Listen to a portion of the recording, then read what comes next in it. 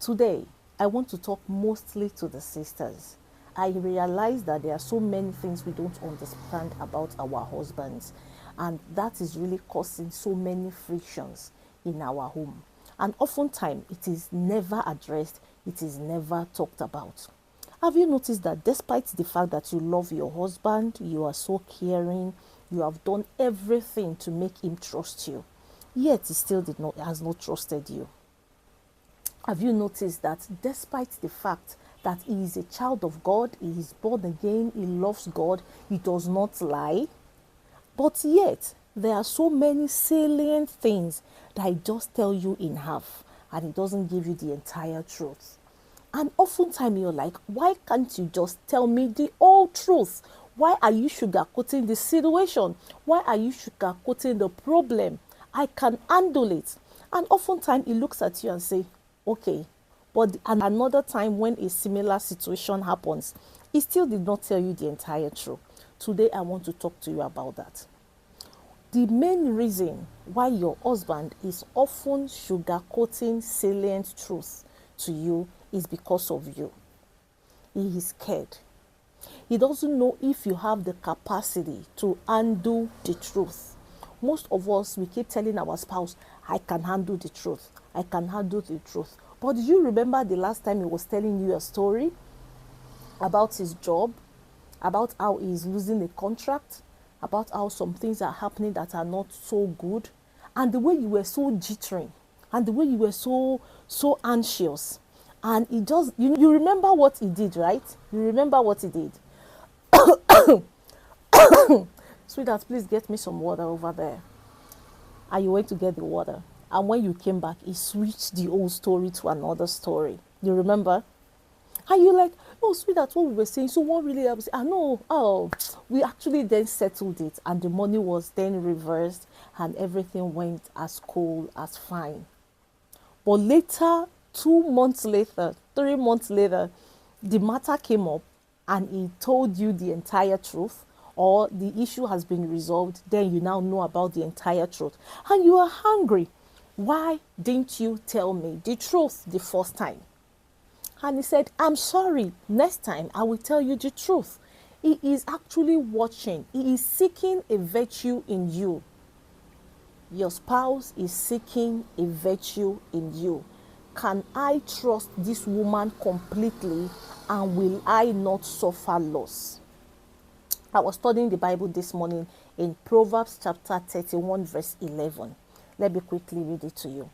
Proverbs chapter 31 verse 11. And it said, the heart of her husband doth safely trust in her, so that he shall have no need of spoil. What your husband is scared of is the spoil. Will my life, will my destiny spoil because I have told this woman this truth? Will she use this truth against me? Will I have to start watching my back every 5 minutes? 3 virtues that your husband is silently looking at and watching and trying to get. Number 1, your growth in capacity to handle truth. Your growth in capacity to handle secrets. Your growth in capacity to handle what he is telling you. Number 2, your capacity to handle shock. How good are you in handling shock? Number 3, how good are you to manage information? How do you manage information? Your husband is watching you in these 3 stages. Your husband is watching these 3 virtues in you. Very important. Do you remember the last time your husband told you about your daughter, your teenage daughter? She has a crush in school. And she didn't want to discuss it with you, so she went to discuss it with her daddy. And her daddy, because daddy loves you and you are daddy's partner, daddy told you on the bed salient truth. He told you a secret, which she told him. Do you know the next thing you did about that information? The next time she got you angry, The first thing you did was to go deep into that chest and bring out that information daddy told you, and you use that information against her. And daddy was watching, and he's like, daddy, from that issue, daddy will not tell you everything, even about himself, because he knows that you are going to come around and use it against him. Why did he not tell you that he mortgaged the house to get a loan? Because his business was going down, and there is actually a deal that it's sure for him. He has prayed about it. God opened that door for him, but he doesn't have enough capital to start. And he had called you, I want to mortgage the house to get a loan so that I can do this and do that. And you know the next thing you did? No, sweetheart, we can't do that. And he's like, okay, go ahead and pray about it. And all you are doing is, no, sweetheart. And he said, okay. He went ahead anyway to mortgage the house, and he got the loan, and he did the business, and the business come out successful. It could have gone either ways.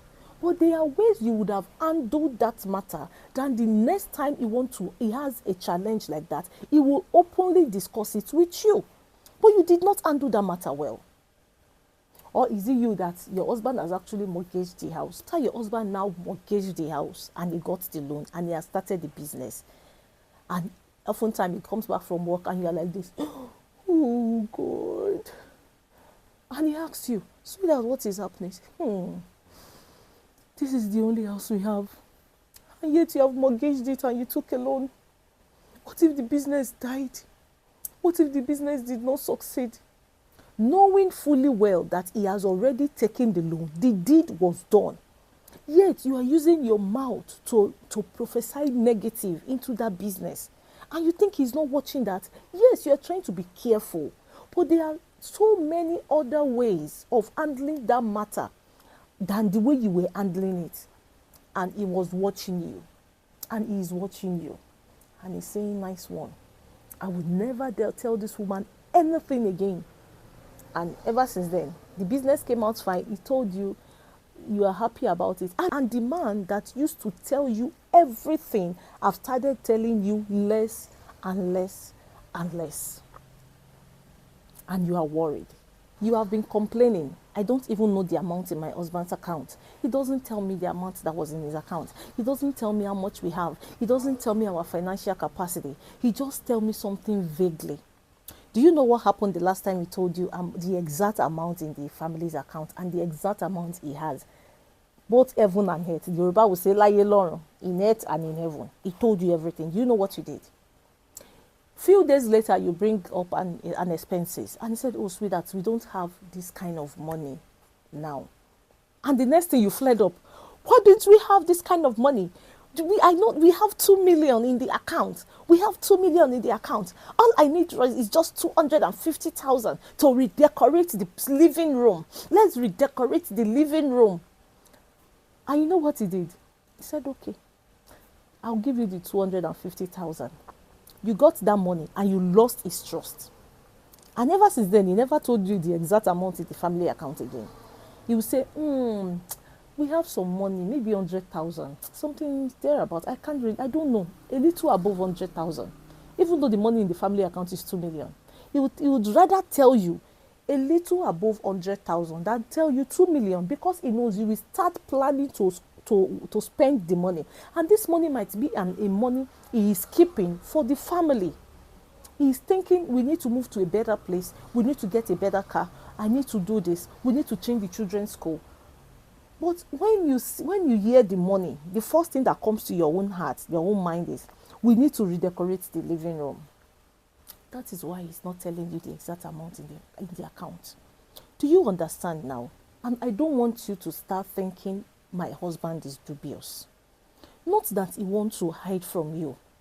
It's because his heart has not told him that it is safe. This woman is safe. He is checking. Is it safe to let her into all of this, all my mistakes? Because one day, salt will be too much in the rice. And he will say, sweetheart, this salt is a little bit too much. And the next thing you will say is, everybody make mistakes. The last time you made a mistake, I did not say anything. I did not say anything when you did this, when you did that, when you did this, when you did that. And he keeps saying, okay, madam, it's okay. It's not, salt is not much again. I will eat it like that. It's okay. Say, no, me, I don't hide things in my heart. I cannot hide anything. I say the truth. I don't sugarcoat anything. I don't hide anything. I say things as they are. I don't pretend. You are the one that is calling it pretense. He is calling it distrust. He is saying you are not trustworthy. You cannot trust this woman. Even though you are saying that you are a good, virtuous woman, you are a woman that don't hide stuff in her heart. You pour it out as it is. But your husband is saying it as though he cannot trust you. His heart cannot rely on you. He cannot trust you. That is what he's saying. So I'm asking you now, my darling sisters, is it safe for your husband to trust you? Is it safe for him to pour out his whole heart to you? Will it not be a discussion between you and your friends? Will you not discuss it in prayer meetings? Will you not discuss his personal issues in your departmental prayer meetings? Please pray for my husband. Will it not be? That is what your husband is watching. And that is why it is very difficult for him, even though he wants to tell you everything, even though he wants to pour out his whole mind to you, but you are making it extremely difficult with all these attitudes. And he would rather keep it to himself than for him to suffer loss, than for him to suffer spoil. When he offends you and you are in an argument, will you not go back and bring it up? Will you not use it against him? And will you not keep talking about everything he has told you while he was vulnerable, while he was down, while his heart was broken, while he didn't even know what to do about himself anymore? He trusted you and told you everything.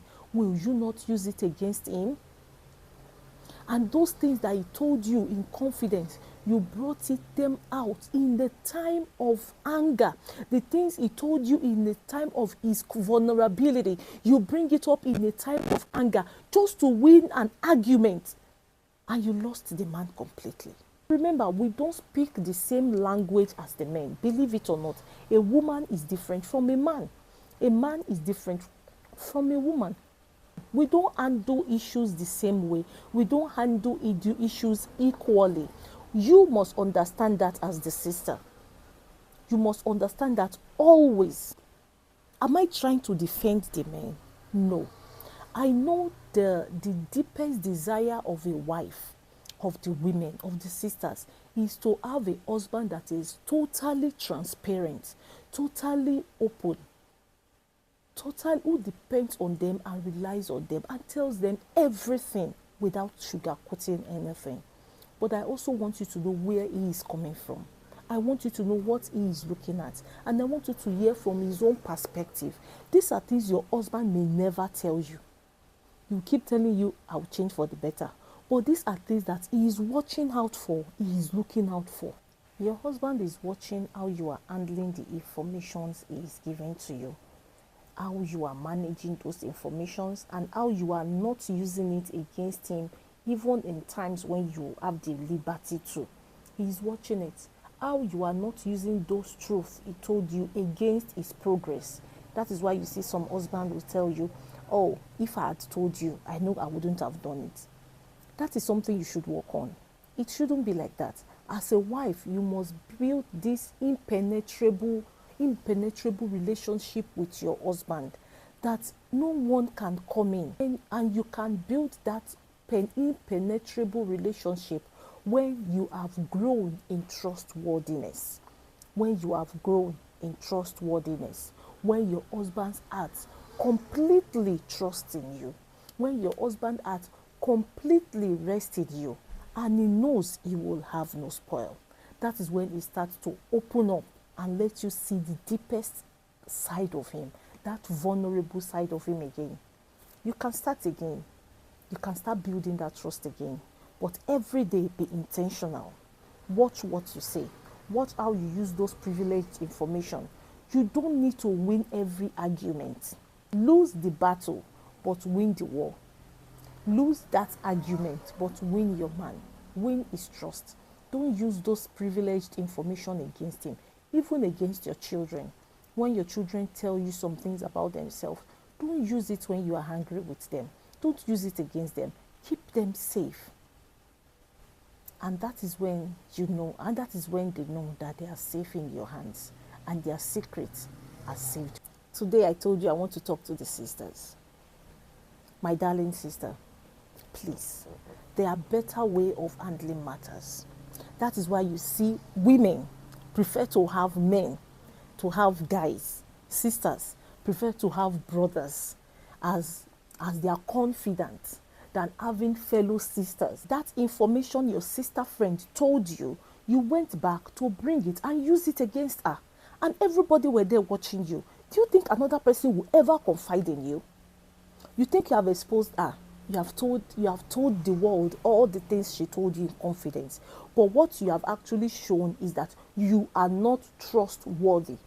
And people should not put their trust in you. My darling sisters, trust is earned. You earn a person's trust by how you have handled matters in the past. Then they know I can trust her fully now. But if I hadn't handled matter better in the past, no one will put their trust in you because they've seen your antecedents.